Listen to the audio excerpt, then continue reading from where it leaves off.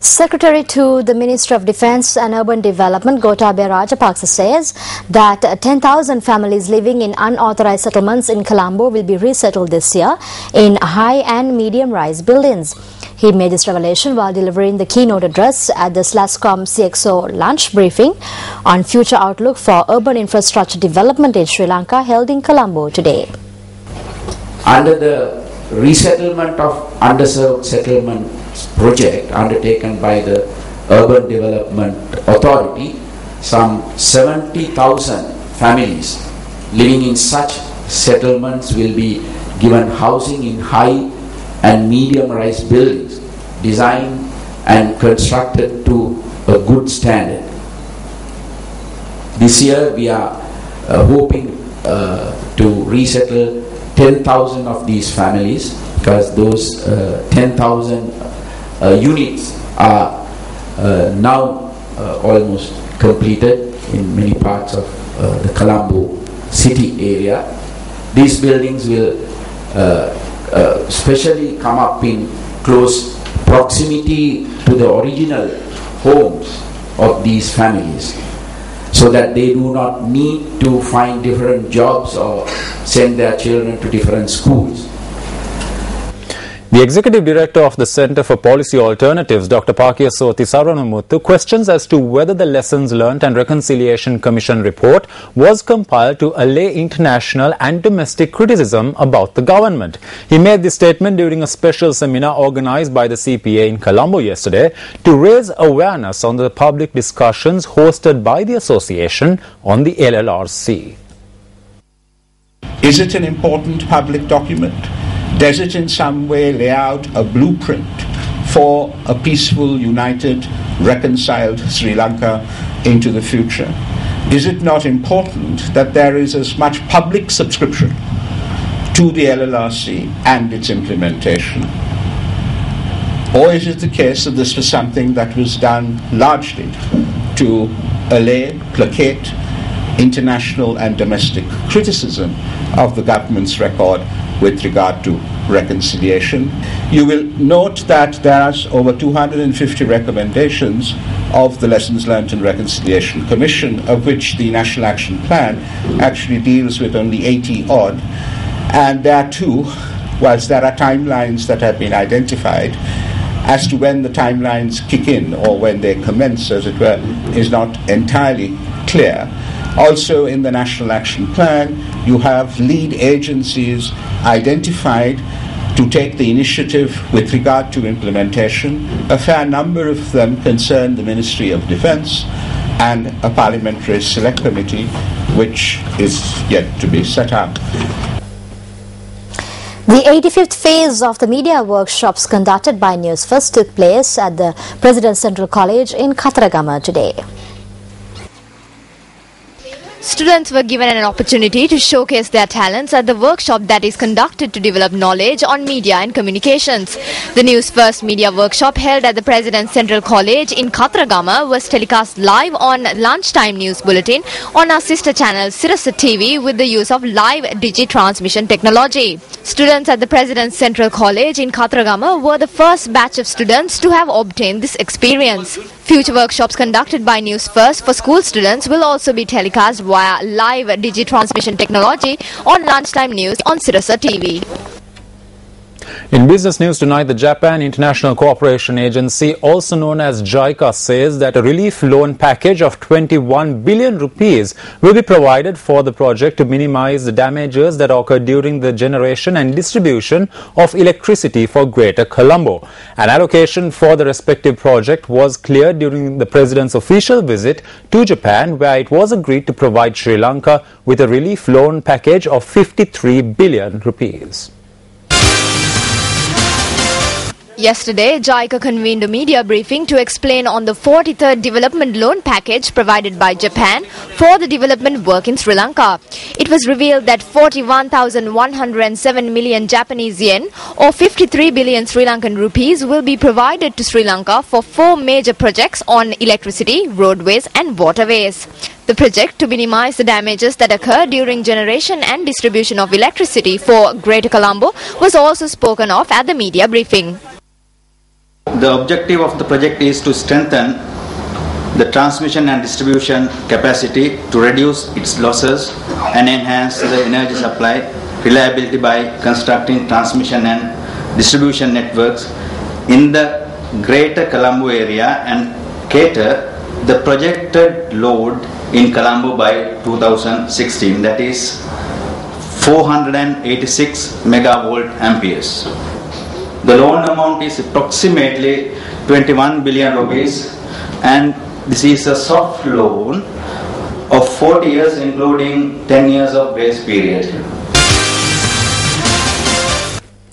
Former senior activists of the United National Party say that the cultural and religious vision of a leader is not evident in the current leader of the UNP.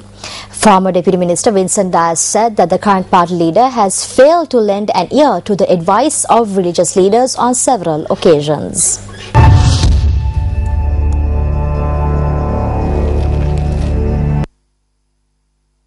Deputy Minister Vincent Dias says that there are numerous occasions on which the UNP leader evaded not only journalists but also the Mahasangha. At a recent media briefing, party leader Ranil Wickramasinghe failed to respond to questions raised by a journalist and departed.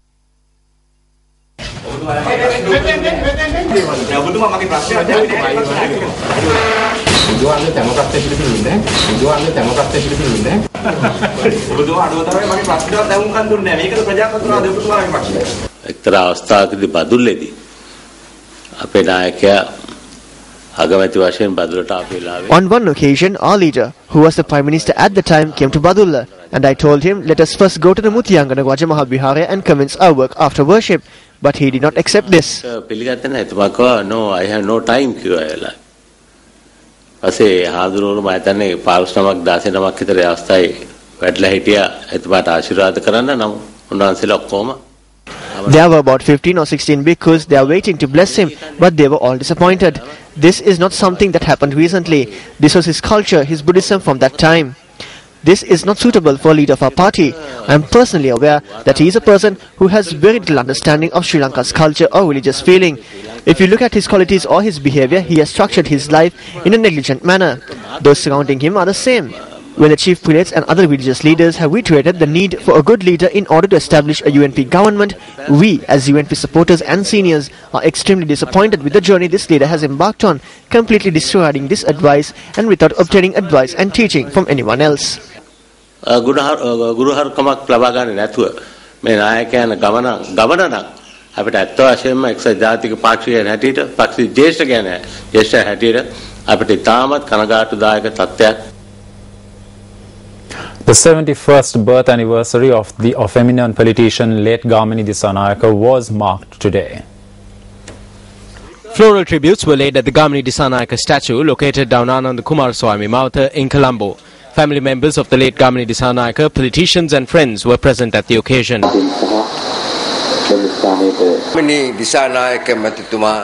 He was not just a politician. I was associated with him from the sport of cricket to his political journey. In 1977, when we came into power under J.R. Jayawardena, it was under Gamini Disanayake's leadership that the Mahaweli scheme, which Sirimava Bandanayake planned to complete in 30 years, was completed in 6 years. He was a person who spoke deeply about the Sri Lankan identity. He took the initiative to create closer ties with India. That is what I remember today. If there is a conflict of opinion, we should resolve it. I think if Gamini Dissanayake was alive today, he would have taken such an initiative. He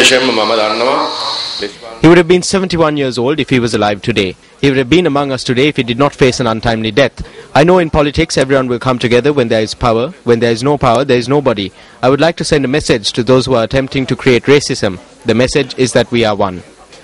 An almsgiving was held at the Victoria House in Rajagiriya this evening in memory of the late Gamini Dissanayake. News First U reporter Tiruchelva M. Krishantan filed this report from Nawalpitiya.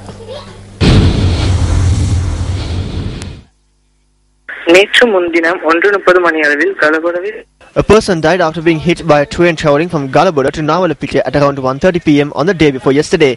The incident occurred in the Panithudamulla area in Nawalpitiya. Police investigations are underway. The body of the victim has been taken to the Nawalpitiya hospital.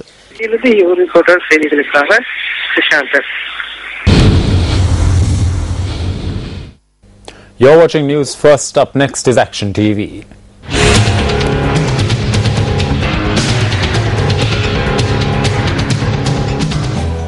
A proposal put forward by the chairperson of the Sri Lanka Food Promotion Board to establish a plant nursery in Ambalantota using close to 10 million rupees from the Farmers Trust Fund was rejected by the Board of Directors, which convened yesterday. The proposal in question was first submitted by the chairperson at a meeting of the Board of Directors held on the 19th of last month. Revealing the project report containing this project, Action TV revealed on the 12th of this month that the chairperson was attempting to cover up the actions of the deputy chairman through the proposed project. About a year ago, the Cabinet of Ministers rejected a proposal to construct a rice flour factory on this plot of land in Ambalantota, which the chairperson of the Food Promotion Board has suggested for the proposed plant nursery. Disregarding this factor, the deputy chairman provided a contract for a private company to erect a fence around this plot of land at a cost of 3.5 million rupees when no funds had been allocated, after forging the chairperson's signature on the contract in question. Against a backdrop where the private company which erected the fence in accordance with the contract is preparing to take legal action against the deputy chairperson in order to secure the payment due to them, the chairperson, through her proposal for a plant nursery, is attempting to have funds allocated for a fence around the plot of land. However, at the meeting of the Board of Directors held yesterday, the chairperson reported that the deputy chairman had handed over the contract for the construction of the fence to the private company when there was no allocation of funds, as he had considered the rice flour factory to be an urgent need. However, it is problematic as to how one can consider a project vetoed by the Cabinet as an urgent requirement. At the same time, the chairperson had failed once again at the meeting of the Board of Directors to mention that her signature had been forged on the contract in question by the deputy chairman. For the second time, the Board of Directors yesterday rejected the payment of a salary and allowances to the deputy chairman, who, with the exception of being a member of the board, has no stipulated duties at the Sri Lanka Food Promotion Board. This rejection was made considering the fact that a notice had been issued by the Department of Public Enterprises in accordance with the Hunger Eradication Campaign Act. However, the deputy chairperson continues to use a cab which is maintained by funds from the Sri Lanka Food Promotion Board and which also belongs to the board.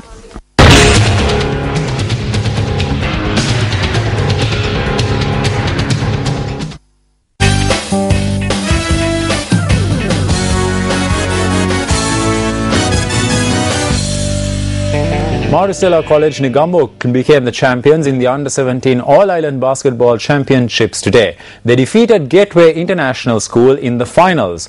Meanwhile, Lyceum International School Nugegoda were awarded third place. The match for the third place was held at the police basketball courts in Bambalapitiya. The battle for third place was between St. Joseph's College Maradana and Lyceum International School Nugegoda. At the half-time whistle, the lads from Maradana led 42-36.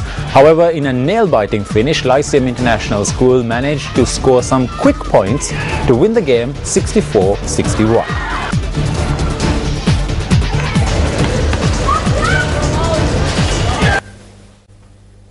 Well, that's a wrap of your Primetime News Bulletin here on MTV Sports. I'm Krishni Panitharatna. And I'm Shayan Silva. Take care and good night.